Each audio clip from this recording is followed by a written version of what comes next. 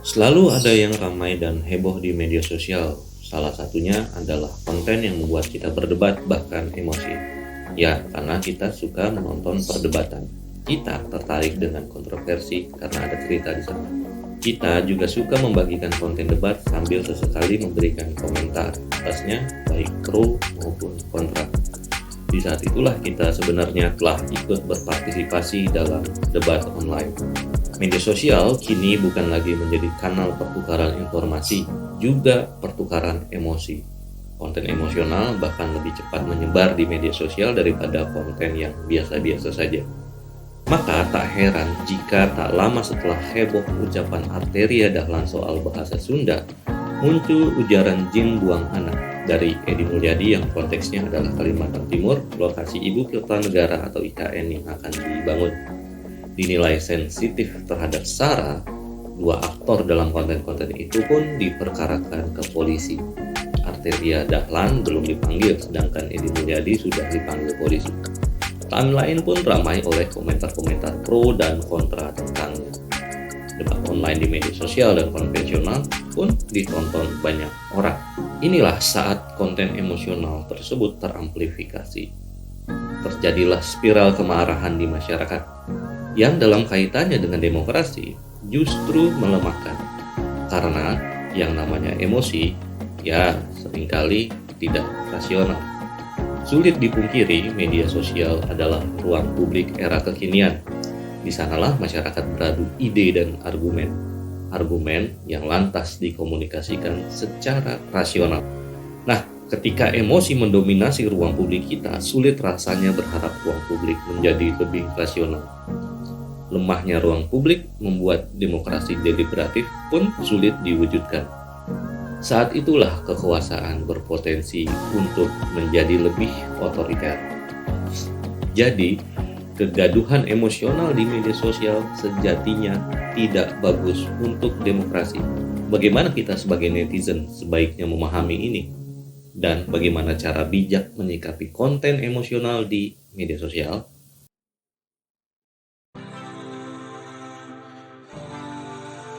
Assalamualaikum warahmatullahi wabarakatuh. Semoga kamu sehat selalu dan tambah keren.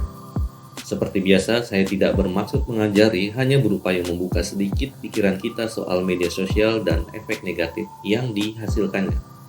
Supaya kita bisa lebih kritis melihat apa yang lagi viral di media sosial.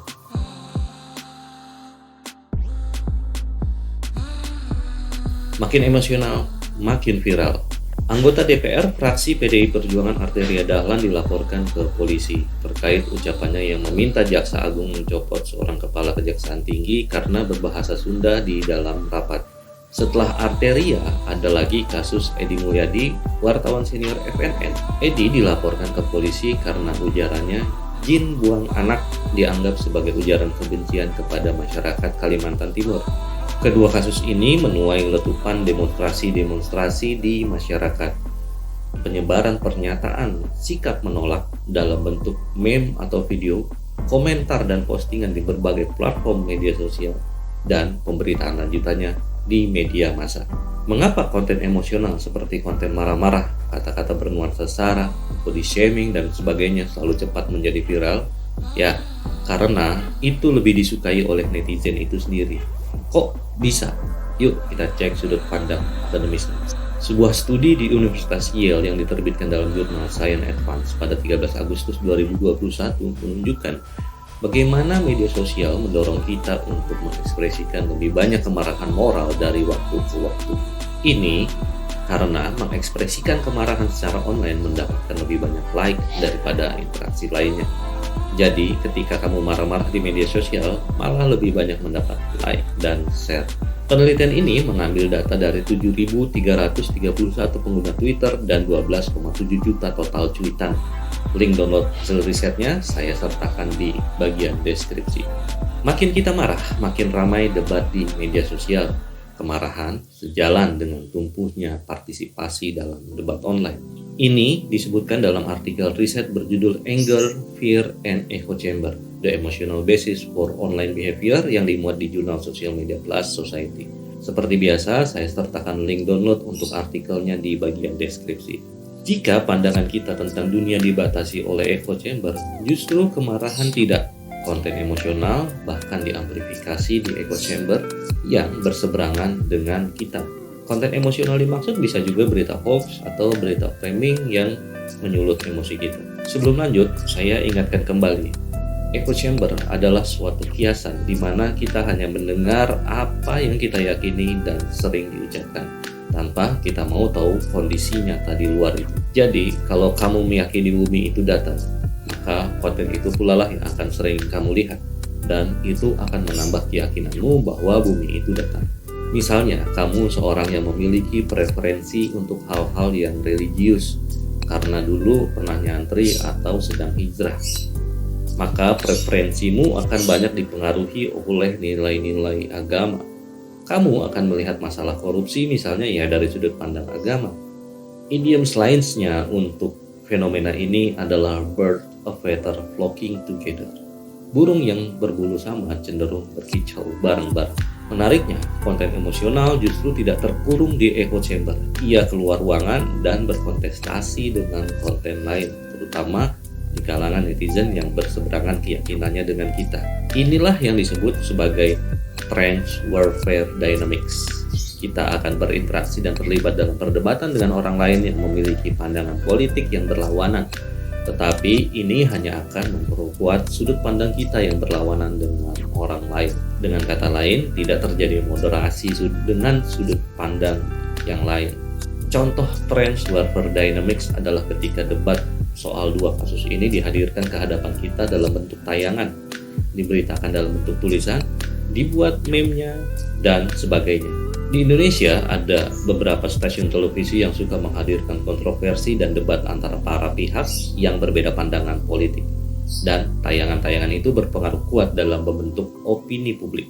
Di media sosial, ini mewujud misalnya dalam bentuk perang komentar di video YouTube, perang tweet, debat di komentar Facebook, sampai debat di grup WA alumni. Tentu antara para pihak yang berbeda pendapat.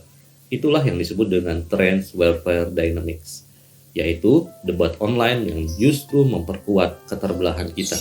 Jadi, echo chamber dan trench warfare dynamics justru bekerja sama dalam memenjara kita dalam keyakinan kita sendiri. Misalnya, kian meyakinkan kita bahwa bumi itu datar, tanpa kita mau menerima kenyataan bahwa bumi itu sebenarnya adalah bulat. Ini pula lah yang terjadi pada kasus ujaran sensitif AD dan EM baru-baru ini. Ujaran sensitif yang mungkin saja maksudnya tidak sama dengan yang dipersepsi oleh netizen. Misalnya, Ade mungkin tidak bermaksud merendahkan bahasa dan suku Sunda. Ia hanya mau menegakkan disiplin dan mengingatkan ke pejabat negara untuk menggunakan bahasa persatuan yaitu bahasa Indonesia saat bekerja. Pun dengan EM, mungkin maksudnya dengan mengatakan tempat jin buang anak adalah kawasan IKN yang saat ini memang masih hutan dan sepi. Dan oleh karenanya dalam pragmatik bahasa percakapan sering digunakan idioms jin buang anak. Tiada maksud menghina penduduk yang bermukim di Kalimantan Timur. Tapi ketika videonya dipotong sebagian lalu diupload ulang ke media sosial, biasanya kemudian ditambahkan teks penjelas, bukan tidak mungkin makna video telah dibentuk bahkan sebelum kita memutarnya. Apalagi ketika ditambahkan dengan komentar di postingannya di media sosial dan berbagai WA group. Di CC juga ke akun lain, diberi hashtag dan sebagainya. Pesan yang disampaikan pun bisa jadi berbeda dengan video fullnya.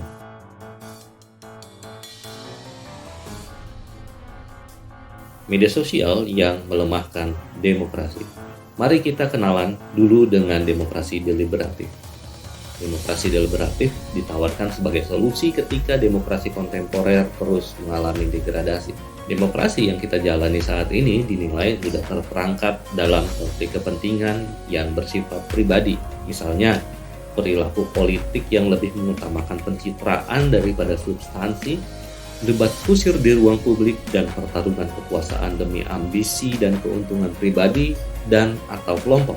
Istilah demokrasi deliberatif sering dikaitkan dengan Jürgen Habermas, filsuf Jerman dari mazhab teori kritis.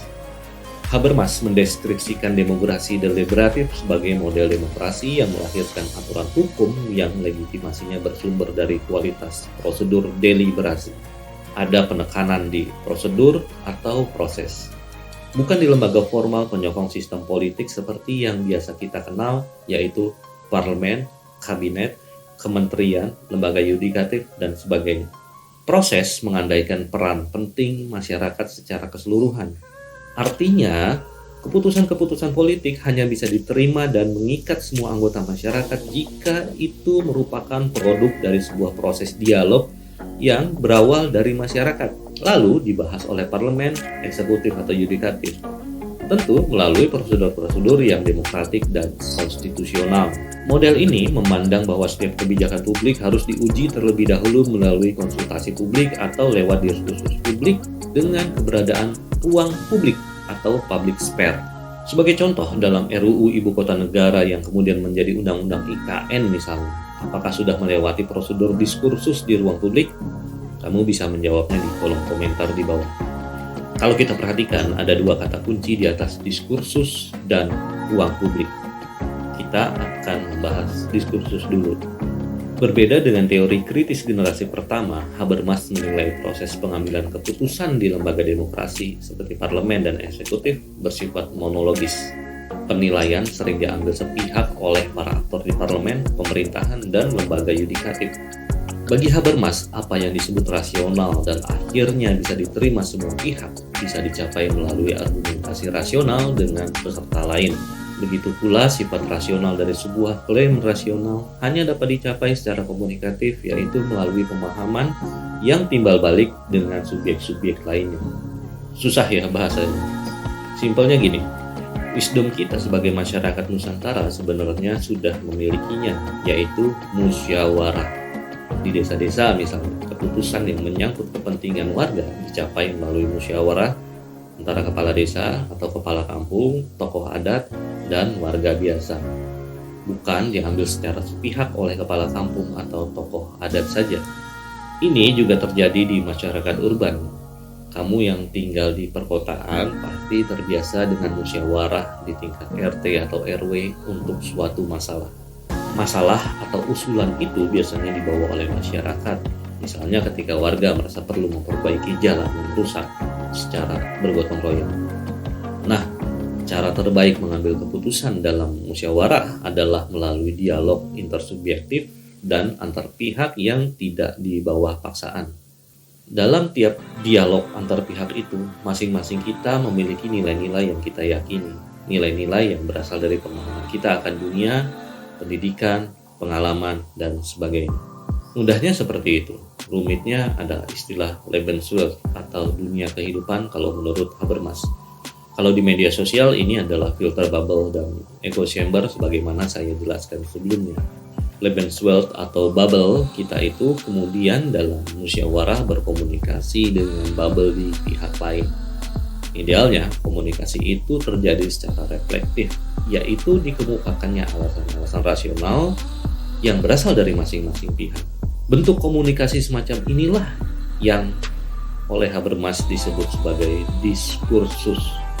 Di dalam diskursus itu, para pesertanya seolah-olah keluar dari Lebenswelt atau bubble mereka untuk menguji secara rasional masalah-masalah yang mereka bawa dari Lebenswelt atau bubble mereka itu. Nah, dari diskursus, para pihak pun akhirnya bersepakat akan sesuatu hal. Inilah yang disebut konsensus. Diskursus adalah bentuk komunikasi modern di mana orang tidak begitu saja menerima kebenaran sesuai nilai-nilai yang diyakininya, melainkan mengujinya dulu dengan nilai-nilai pihak lain, tentu saja dengan pertimbangan rasional. Maka dari itu, diskursus selalu bersifat kritis dan terbuka. Itu tadi teorinya. Sekarang apa yang bisa kamu lakukan? Pertama, stop persebaran konten emosional. Kalau kamu menemukannya di internet dan kamu marah karena itu, tahan dirilah setidaknya selama 90 detik atau 1,5 menit. Hal ini sebagaimana disarankan seorang neurosaintis dari Harvard, yaitu Dr. Jill Bolte Taylor. Ia mengatakan, itu adalah waktu yang cukup ideal untuk meredam emosi dan membiarkannya melunak dengan sendirinya. Atau jika kamu mau dan memiliki akses ke sumber konten emosional tersebut, kamu bisa melakukan tabayun. Ini dilakukan dengan menanyakan ke yang bersangkutan, apa maksudnya mengatakan hal tersebut? Apakah dia sudah benar-benar mempertimbangkan sebelum mengatakan itu? Sebagaimana dalam Islam misalnya, kita diajarkan untuk tabayun. Namun, jika tidak memiliki akses langsung ke yang bersangkutan, maka tahan diri akan lebih baik. Ini adalah bentuk partisipasi netizen untuk membuat iklim media sosial kita menjadi lebih baik. Yuk, jadi netizen yang lebih berdaya, yang tidak mudah terombang-ambing dalam serbuan konten demi konten emosional yang cenderung membuat kita terus menjadi gaduh. Dan meskipun sering dianggap idealisme semata, konsep demokrasi liberal yang mempersyaratkan ruang publik yang sehat bisa kita jadikan tujuan untuk saat ini. Nah, semoga bermanfaat. Nantikan konten saya berikutnya. Salam.